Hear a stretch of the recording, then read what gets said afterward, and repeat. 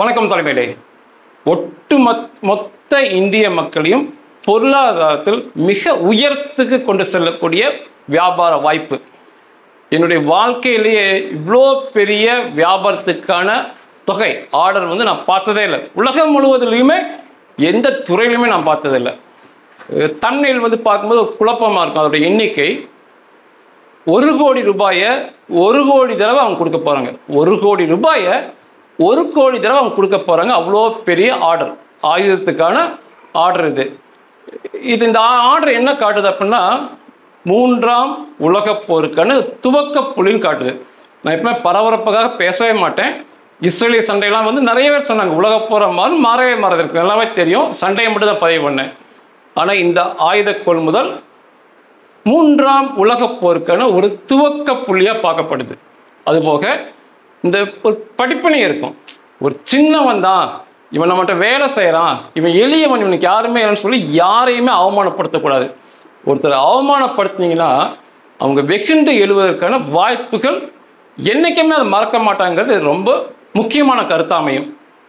அதே போல் இந்திய அரசும் தமிழக அரசும் இந்த ஆயுதங்கள் உற்பத்தி, ஆயுதங்கள் ஏற்றுமதின்னு சொல்லி ஒரு தனி துறையை கொண்டு வந்து தனி அமைச்சர்களை நியமனம் பண்ணி இனிமேல் செய்யணும். அவ்வளோ பெரிய வாய்ப்பு இது. அவங்க ஆங்கிலத்தில் சொல்லணும்னா 800 பில்லியன் யூரோ மற்றும் 1600 பில்லியன் யூரோ. யூரோ கரன்சி டாலரை விட மிக உயர்ந்திருக்கும். டாலர் இன்னைக்கு 85 ரூபா, யூரோ 95 ரூபா வரும். மிக உயர்ந்த நேர்த்தியான கரன்சி அது. தனி அமைச்சரை நியமனம் பண்ணும். இப்போ வரைக்கும் பாதுகாப்பு அமைச்சர்னு சொல்லி இந்தியாவில் இருப்பார். அவர் பாதுகாப்பு மட்டும்தான் பார்க்கணும், அதான் நல்லது. இந்த ஆயுத உற்பத்தி மற்றும் ஆயுத ஏற்றுமதியை மத்திய அரசும் செய்யணும், மாநில அரசும் செய்யணும். ஏன்னா தமிழகம் ஆயுத உற்பத்தியில் ஏற்றுமதியில் ஈடுபட்டால் மிகப்பெரிய அளவில் வட மாநிலங்களை விட சாதிக்கும்போது நிச்சயமான நம்பிக்கை உண்டு. இது எந்த அளவுக்கு உயர்ந்தது அப்படின்னா, போன வருஷம் தமிழகத்தோட மொத்த ஏற்றுமதி 61.7 பில்லியன் யூரோ தான் மொத்தமாக. அதே போல் இந்தியாவுடைய மொத்த ஏற்றுமதி வெறும் 700 பில்லியன் யூரோ தான். பட் இந்த தொடக்க ஆர்டரே 800 பில்லியன் யூரோ கிடச்சிருக்கு. பார்த்துங்க எந்த அளவுக்கு இது தொடரும். கண்டிப்பாக இது தொடரும். மிகப்பெரிய வெற்றியை நம்ம மக்கள் பெறலாம். அதில் அதுபோல் யாருமே இந்த ஆயுத உற்பத்தி அதெல்லாம் பேசுகிறதே இல்லை. போன வருஷம் உலகம் பூரா இராணுவத்துக்கு நடந்த செலவு இந்தியாவையும் சேர்த்து $2443 ட்ரில்லியன். ட்ரில்லியன்லாம் நமக்கு புரியாது. ஒரு ட்ரில்லியன் கிட்டத்தட்ட 1 கோடி ரூபாயை 1 கோடி தடவை தரணும். உலகம் செலவு பண்ணியிருக்கு. இதுக்கு பாதிக்கு மேலே சம்பளத்துக்கு போயிருக்கோம். மீதி எல்லாமே ஆயுதங்கள் தான் வாங்கியிருப்பாங்க. அதனால் இந்த துறையில் வரணும். சரி, இந்த ஆர்டரை யார் கொடுத்தா அப்படின்னா யூரோப் யூனியன் நாடுகள் கொடுத்துருக்காங்க. யூரோப் யூனியன் முதல்ல 26 நாடு இருந்தது. இப்போ 21 நாடு சேர்த்து இருக்கிறாங்க. 27 நாடுகள். பேரை தெரிஞ்சு வச்சுங்க: Austria, Belgium, Bulgaria, Croatia, Cyprus, செக் குடியரசு, Denmark, Estonia, Finland, France, Germany, Greece, Hungary, Ireland, Italy, Latvia, Lithuania, Luxembourg, Malta, Netherlands, Poland, Portugal, Romania, Slovakia, Slovenia, Spain மற்றும் ஸ்வீடன். பக்காவான நாடுகள். இவங்களோட வரவு செலவு ரொம்ப நேர்த்தியாக இருக்கும். அமெரிக்காவை காட்டிலும் ரஷ்யாவை காட்டிலும் இவங்களுடைய வரவு செலவுலாம் பக்கா பேமெண்ட்டு, ரொம்ப ஒரு நேர்மையாக நடந்து கொள்கின்ற நாடுகள் இவங்கெல்லாம். இன்னொன்று ஏற்றுமதியில் ஒரு தனி சிறப்பு இருக்குது. செகண்ட் காப்பி நம்ம பண்ண முடியாது. இந்தியாவில் ஒரு மிகப்பெரிய துரதிர்ஷ்டம் என்னென்னா, இந்த செகண்ட் காப்பி பொருட்கள். அதாவது ஒரு பொருளை உற்பத்தி செஞ்சால் சொந்தமாக உற்பத்தி செய்ய தெரியணும். சின்னதோ பெருசோ அதை விட்டுக்கிட்டு ஒரு பொருள் வருது, அதை பார்த்த உடனே இன்னொரு காப்பி செய்கிறது மிக மிக மிக ஒரு அவமானமான காரியம். இந்த ஏற்றுமதியில் அப்படி நடக்கவே முடியாது. அனுமதி பெற்று பக்கா லைசன்ஸாக போயிட்டுருக்கோம். இதெல்லாம் சுல்லானுங்க ஒன்றா சேர்ந்து மிகப்பெரிய தாதாவை முடிச்சு கட்டுற மாதிரி தமிழ் சினிமாவில் எடுத்திருப்பாங்க. இது கிட்டத்தட்ட அப்படி தான் நடக்குது. இது இவ்வளோ பெரிய ஆர்டர் இதெல்லாம் எங்கே ஆரம்பிச்சதுன்னா, அமெரிக்க அதிபர் ட்ரம்ப் மற்றும் அவருடைய கூட்டாளிகள் உக்ரைன் அதிபர் ஜெலன்ஸ்கியை கூப்பிட்டு அவமானப்படுத்தினது ஆரம்பிச்சது. ட்ரம்ப் நினைச்சது வேற, ரஷ்யா நினைச்சது வேற. நம்ம ரெண்டு பேரும் மிகப்பெரிய ஆட்கள், இவன் ஒரு சொல்லலாம் அப்படின்னு சொல்லி ஜெலன்ஸ்கி கூப்பிட்டு ரொம்ப அவமானப்படுத்தினாங்க. கிட்டத்தட்ட அடிக்கிற குறையா போனாங்க. குறிப்பாக அந்த உடைய அவமானப்படுத்தும் பிரச்சனையாக பார்க்கப்படுது. ஜெலன்ஸ்கி என்ன சொல்கிறாருன்னா, சண்டேல ஜெயிக்கும் வரைக்கும் நான் வந்து கோட் ஷூட் போட மாட்டேன்னு சொல்லி டிஷர்ட் போட்டிருக்காரு. கருப்பு நிற ஒரு ட்ரெஸ் போடுவார். அமெரிக்கா வந்து அதையெல்லாம் கிண்டல் பண்ணி பேசுகிறாங்க. அன்றைக்கி நீ ஏன் கோட் ஷூட் போடல, எங்களை பார்க்க வரும்போது நீ கோட் ஷூட் போட்டிருக்கணும்ல அப்படின்லாம் சொன்னாங்க. இந்த அவமானங்கள் தான் இந்த சுல்லான் நாடுகள்லாம் ஒன்றா சேர்ந்து இங்கே மாபெரும் ஒரு பெரிய வலிமையான கூட்டமைப்பு உருவாக்கியிருக்காங்க. நிச்சயமான 3ஆம் உலகப் போருக்கான துவக்கப்பள்ளி தான். சுல்லான் நாடுன்னு எல்லாத்தையும் சொல்ல முடியாது. இதில் வந்து பிரான்ஸு, ஜெர்மனி, இத்தாலியெல்லாம் மாபெரும் வல்லரசுகள், அது எந்த வித மாற்று கருத்துமே இல்லை. சரி, உங்களுக்கு ஏது காசு? இந்த 1 கோடி ரூபாயை 1 கோடி தடவை கொடுக்க ஏது காசுனா மிக அருமையாக இருக்கும். இந்த 27 நாடுகளுமே தனித்தனியாக பாதுகாப்புக்கு செலவு பண்ணுறாங்க. டிஃபென்ஸ் பட்ஜெட் அப்படிம்பாங்க. இப்போ என்ன பண்ணுறாங்கன்னா, அந்த பாதுகாப்பு செலவு நம்ம பண்ணலாம். கூடுதலாக வெறும் 1.5%, 1.5% மட்டும் நம்ம இவங்க சேர்த்துனாங்கன்னா 27 நாடுகளும் 800 பில்லியன் யூரோவாக மாறுது. சிறு துளி பெருவெள்ளம்.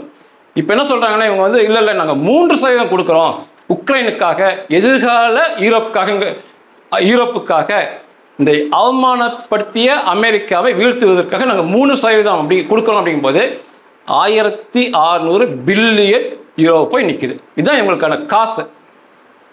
சரி, காசு இருக்கு, இராணுவ வீரர்களுக்கு என்ன பண்ண போகிறாங்க? இவங்க ஒரு சேர அமெரிக்காவையும் ரஷ்யாவையும் என்னன்னு கேட்குறாங்க, என்னன்னு பார்க்கலாம் அப்படிங்கிறாங்க. இவங்க என்ன சொல்கிறாங்கன்னா, அனைத்து யூரோப்பிய மக்களும் இராணுவ பயிற்சி, கட்டாய இராணுவ பயிற்சி எடுக்கணும். கிட்டத்தட்ட இஸ்ரேல் மாதிரி எடுங்க, அப்போ தான் நம்மை அவமானப்படுத்திய இந்த எதிரிகளை என்னன்னு பார்க்க முடியும்னு சொல்கிறாங்க. இப்போ வந்து அவங்க புதிதாக இராணுவம் வந்து உருவாக்கியிருக்கிறாங்க. 2 பேர் வந்து பரிசீலனை இருக்குது. ஒன்று யூரோப்பியன் ஆர்மிங்கிற பேரில் இவங்க சேர போகிறாங்க, அல்லது Europe union defence forces, EUDF அப்படிம்பாங்க, இப்படி சேர போகிறாங்க. சேர்ந்து இதெல்லாம் வாங்குறதுக்கான இது வந்து நெடுங்கால ஆர்டர். உடனே இன்றைக்கி அவங்க கேட்கல, படிப்படியாக கேட்குறாங்க. நம்ம அதை பயன்படுத்தி கொள்ளணும். இத்தனை நாள் இவங்க என்ன பண்ணாங்கன்னா, இவங்க தரமான பிற பொருட்களை ஏற்றுமதி பண்ணி சொகுசான வாழ்க்கையை வாழ்ந்துக்கிட்டு ஆயுதங்கள் 65% ரஷ்யாட்டில் தான் வாங்கியிருக்கிறாங்க. இப்போது தலைகீழாக மாறி போச்சு சூழல். எப்பவுமே ஒரு போல இருக்கிறதில்ல. இன்றைக்கி ரஷ்யாவை எதிர்க்கிறதுக்கு தான் இவங்க ஆயுதம் கேட்குறாங்க. 2வது, இராணுவம் வரும்போது இவங்க நேட்டோன்னு கீழே இருந்தாங்க. நேட்டோவுக்கு தலைமை கிட்டத்தட்ட அமெரிக்காவும் இங்கிலாந்தும் தான். இந்த யூரோப்பியனில் முதல்ல இங்கிலாந்து இருந்தது, இப்போ இங்கிலாந்து வெளியே போயிடுச்சு. அந்த இங்கிலாந்தையும் இவங்க சேர்த்துறதுக்கு யோசிக்கிறாங்க. யூரோப்பியன் அந்தளவுக்கு இவங்க வளர்ந்துட்டாங்க. நேட்டோங்கிற பேரில் அமெரிக்கா கீழே இவங்கெல்லாம் இருந்தாங்க.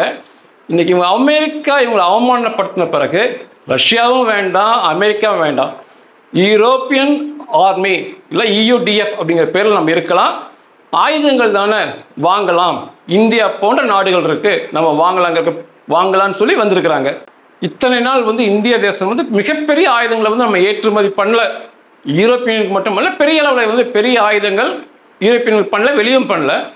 யூரோப்பியன் வாங்க வேண்டிய அவசியமும் அவங்களுக்கு இல்லாமல் இருந்தது. உலக தலை சிறந்த சண்டையிடும் போர் விமானம் அப்படின்னா F-16 சொல்லுவீங்க, கிடையாது. ஈரோ ஃபைட்டர் டைஃபூன் ஒன்று சொல்லுவாங்க. இது ஏன் வந்து நம்மளாம் வாங்கலாம்? மிக விலை அதிகம். இது 2 இன்ஜின் பொருத்தப்பட்டது, மிக சக்தி வாய்ந்தது. இது ஈரோ ஃபைட்டர் டைஃபூன். இது வாங்க முடியாது நம்மளால், அவ்வளோ விலை அதிகம். இது வந்து யூரோப்பிய யூனியன் தான். இது வந்து இங்கிலாந்து, ஜெர்மனி, ஸ்பெயின், இத்தாலி இந்த 4 நாடுகளும் சேர்ந்து செய்கிற போர் விமானம். ஒரு வேற லெவல் போர் விமானம். 2வது டசால்ட் ரஃபால், இதுதான் நம்ம வாங்கியிருந்தோம். இது பிரான்ஸோடது. இது வந்து அவங்க வந்து யூரோப்பியன்கள் இருக்கிற நாடு தான் பிரான்ஸ். 3வது ஒரு அருமையான போர் விமானம் சாஃப் கிரிஃபன் அப்படிம்பாங்க. இது ஸ்வீடன் நாட்டுக்கு சொந்தமானது. இதில் இன்னொரு இந்த சாஃப் கிரிஃபனில் வந்து இன்னொன்றுமே இருக்குது. இப்போ இந்தியா வந்து போர் விமானம் வாங்கலாங்கிற ஐடியா எண்ணத்தில் இருக்கும்போது 2-3 நாடுகள் வந்து ஆஃபர் பண்ணாங்க. அதில் இந்த ஸ்வீடன் சாஃப் கிரிஃபனும் ஒன்று. இவங்க ஒரு மாபெரும், ஸ்வீடன் நல்லாவே பாராட்டலாம். அவங்க என்ன சொல்கிறாங்கன்னா, மேக் இன் இந்தியா திட்டத்துக்கு கீழே இணைஞ்சு நம்ம இதை செய்யலாம். என்ஜினை அசம்பிள் பண்ணலாம் இந்தியாலங்கிறாங்க. இது மிகப்பெரிய விஷயம். ரஃபால்லாம் வந்து அங்கேருந்து ஓட்டிக்கிட்டு வந்தாங்க. இவங்க என்னங்கிறாங்கன்னா சாஃப்ட் கிரிப்பன், தரமான போர் விமானம். நம்ம இந்தியாவில் வந்து நாங்கள் மேக் இன் இந்தியா எடுத்துகிட்டு கீழே செஞ்சு என்ஜினை வந்து இந்தியாவில் அசம்பிள் பண்ணுறாங்கிறாங்க. இது மாபெரும் வாய்ப்பு. ஆனால் இப்போ வரைக்கும் வந்து நம்ம மோடிஜி வந்து எப்படியாவது தேஜஸை கொண்டு வரணும்னு பார்க்குறாங்க. ஓகே, இது இப்படி போயிட்டுருக்கு. இது மாதிரி தலை சிறந்த போர் விமானம் அவங்ககிட்டே இருந்தது. டாங்குகள்னு வந்தீங்கன்னா கண்ணை மூடிட்டு உலக நாடுகள் சொல்லுவாங்க லெப்பர்ட் அப்படிம்பாங்க. லெப்பர்ட் தான் நம்ம வந்து அர்ஜுனாவை சொல்லுவோம். உலக நாடுகளில் வந்து டாங்க் அப்படின்னா லெப்பர்ட் அப்படிம்பாங்க. இது ஜெர்மனிக்கு சொந்தமானது. லெப்பர்ட் டேங்க் நிறைய தயாரிச்சிருக்காங்க, மிக தரமான டேங்க். அதுக்கடுத்து பிரான்ஸோடது லெக்சர்க் அப்படிம்பாங்க. இது பிரான்ஸோட டாங்க். மூணாவது வந்து இத்தாலியும் ஒரு அருமையான அரிட் அப்படிங்கிற சொல்லி டாங்க் செஞ்சுட்டு இருக்காங்க. பேந்தன்ஸ் டாங்க் செஞ்சுட்டு இருக்காங்க. அதனால் மிகப்பெரிய டாங்குகளுக்கு வந்து இத்தனை நாளுக்கு நம்மகிட்ட அவங்க வாய்ப்பு கொடுக்கல. நம்ம அர்ஜுனாலாம் கேட்கல. அதே போல் சண்டையிடும் ஹெலிகாப்டர்னு பார்த்தீங்கன்னா அகுஸ்டா, உலகம் முழுவதும் இது பேர் தெரியும். அகுஸ்டாம்பாங்க, மங்குஸ்டாம்பாங்க. இது ரெண்டுமே இத்தாலியோடையது. அதே சமயத்தில் ஈரோ காப்டர் ஹெலிகாப்டர்னு செஞ்சுருக்காங்க. இது ஸ்பெயினும் இது பிரான்ஸும் ஜெர்மனும் செஞ்சாங்க. அதனால் மிகப்பெரிய ஆயுதங்களான போர் விமானங்கள், டாங்குகள், சண்டையிடும் போர் ஹெலிகாப்டர்லாம் நம்ம வந்து இதுவரை பண்ணலை, அவங்ககிட்டே இருந்தது. ஆனால் இனி சூழல் மாறுது. இனி ஏகப்பட்ட டாங்குகள், போர் விமானங்கள் தேவை. அமெரிக்கா கூட போய் நின்று பார்க்கணுன்னா நம்முடைய அர்ஜுனா டாங்குகள், 80 AGS பீரங்கும் இனிமேலான வாய்ப்புகள் உண்டு. இது எந்த அளவுக்கு வேகமாக செய்கிறாங்கன்னா, ஜெர்மனில் இன்னைக்கு என்ன அறிக்கை கொடுத்துருக்காங்கன்னா, கார் தயாரிக்கும் கம்பெனிகள் பாதி கார் தயாரிங்க, பாதி டேங்க் செய்யுங்க அப்படின்னு சொல்லி ஜெர்மனில் உத்தரவு போட்டிருக்காங்க. ஜெர்மன் கார் கம்பெனி என்னன்னு தெரியுமா?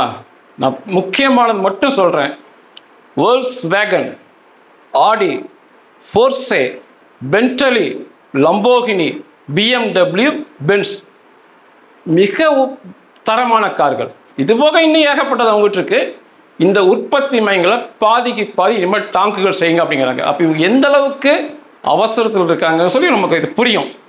இத்தனை நாள் வந்து நம்ம வந்து ஏற்றுமதியில் வந்து உதிரி பாகங்கள் தான் ஆயுதத்தில் பண்ணுவோம்.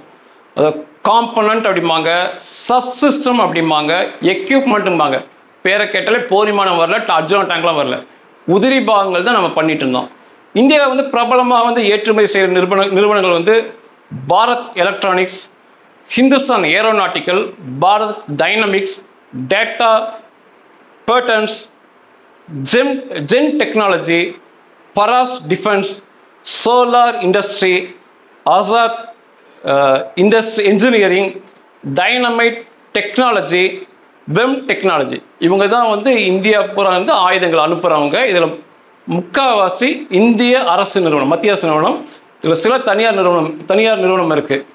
அதிகமாக போன ஆயுதங்கள்னு பார்த்தீங்கன்னா ரேடார், ஆவியானிக்ஸ், ஹெலிகாப்டர் ஸ்ட்ரக்சர், அதாவது ஹெலிகாப்டருடைய உள்கட்டமைப்பு, ஹெலிகாப்டர் கிடையாது, Astra missile, Akash air defence, Pinaka multi barrel rocket launcher, anti drone, சிமுலேட்டருங்கிறது ஒரு போர் விமானம் ஓட்டணும்னா போர் விமானத்தில் பழகிறதுக்கு முன்னாடி சிமுலேட்டருக்குள்ளே போர் விமானம் ஓட்டுற மாதிரி வச்சுருப்பாங்க. அதில் ஓட்டி பழகலாம். இன்றைக்கி வந்து நம்ம கார் ஓட்டி டிரைவிங் லைசன்ஸ் ஸ்கூலில் இது பண்ணுறாங்க. சிமுலேட்டர், ஏர்ஃபாயில், ஏர்ஃப்ரேம், ஹைட்ராலிக் ஏரோப்ளேனுக்கான ஹைட்ராலிக்ஸ். அதுக்காக சொல்ல வந்தேன், தமிழகம் ஒரு தனி அமைச்சரை, தனி துறையை போட்டு டிஃபென்ஸ் காரிடார் அப்படிம்பாங்க, ஒரு உற்பத்தி மையத்தையே போட்டு செஞ்சிங்கன்னா வரும் காலம் செல்வ செழிப்பாக இந்த மக்கள் இருப்பாங்க. எத்தனை நாளைக்கு தான் பனியன் உள்ளாட அரிசி பருப்புன்னு இருப்போம்? அவங்க இத்தனை நாள் அவங்க சம்பாரிச்சாங்க. இது நமக்கான காலம். அவங்க கேட்குறாங்க ஒரு தரமான பொருளை கொடுக்கலாம். அது நம்ம யூரோப் யூனியன் கூட வியாபாரம் பண்ணும்போது பக்காவாக இருக்கும். பேமெண்ட்லாம் பக்கா, ஒரு நேர்த்தியான வியாபாரத்தை பண்ணலாம். நம்ம வந்து நல்ல முறையில் முன்னேற்றி கொண்டு போவாங்க.